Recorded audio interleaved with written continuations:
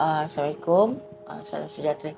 Saya Hanizal, tapi jiran-jiran semua panggil saya Izan. Kebetulan saya kerja. Lepas tu dia call bagi tahu kata dah turun darah.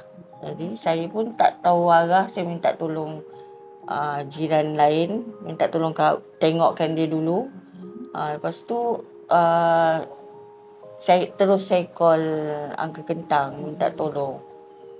Tanya Uncle Kentang macam mana sebab saya tak ada dekat sini kan. Tu Uncle Kentang kata okey, tak apa, dia minta tim turun. Elok saya sampai, saya ingat tim tak jadi datang lah. Saya pun dah bawa masuk dalam kereta dah. Elok saya keluar sempang tu tengok ambulans sampai. Itu yang saya pun terus serah Maria ni sebab dia dah sakit kan. Saya pun panik juga bila dah sakit macam tu kan. Sewa macam tu rumah saya. So saya bagi kat dia 200 sebab dia sebelum ni dia kerja kilang dekat Johor. So lepas dia dah sarat, dia berhenti daripada Johor tu, dia atas sini. Tu saya kata tak apalah, kebetulan rumah saya tu orang baru keluar. So saya kata duduk sini dulu, lepas salin dia dah sihat.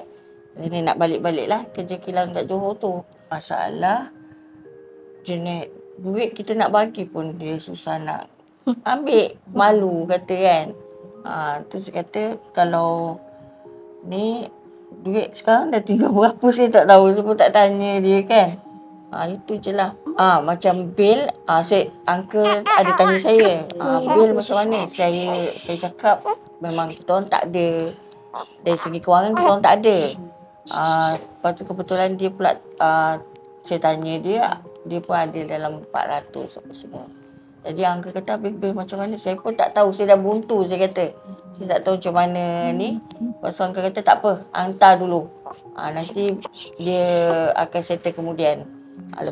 Lepas dia bersalin, saya contact uncle. Saya tanya uncle macam mana bil apa semua.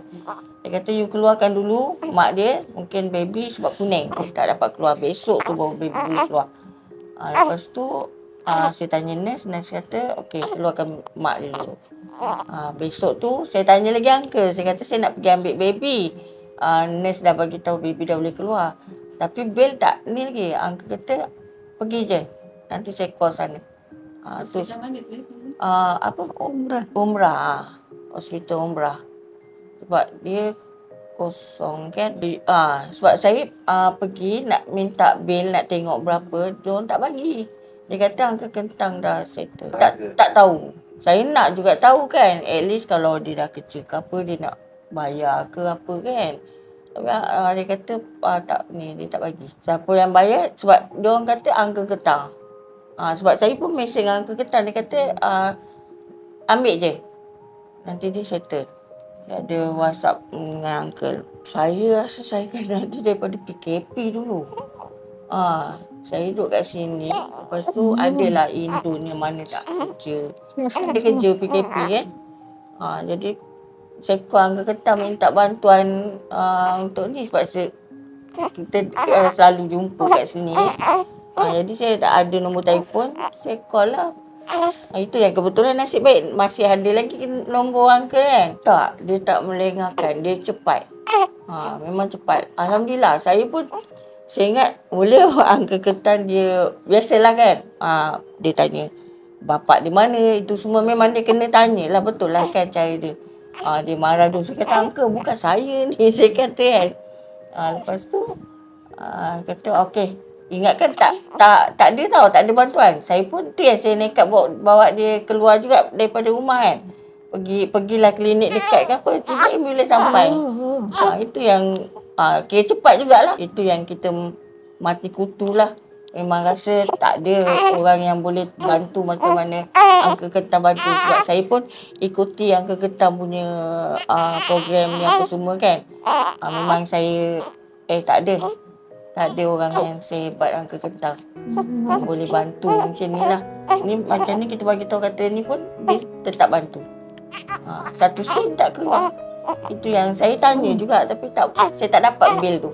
Buat pada Uncle Kentang dengan tim semua, saya ucapkan ribuan terima kasih banyak-banyak sebab telah membantu Maria dan rakyat-rakyat lain.